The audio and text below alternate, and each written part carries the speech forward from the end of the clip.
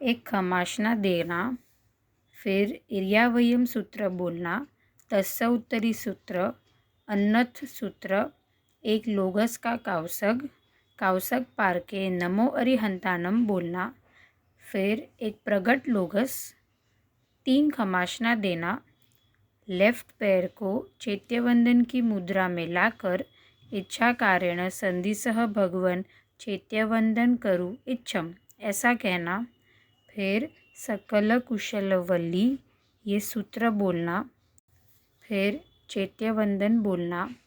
जंकिंची सूत्र, नमोत्थुनम सूत्र, जावंती चेयायम सूत्र, फिर एक खमाशना देना, जावंत केविसाहु सूत्र, फिर स्तवन बोलना, स्तवन ना आए तो उवसगहरम सूत्र बोल सकते हैं। जयव्यराय, सर्वमंगल तक आकर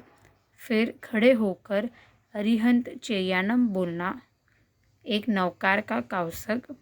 कावसग पार के थोए बोलना और फिर एक खमाशना देना। चैत्यवंदन विधि समाप्त।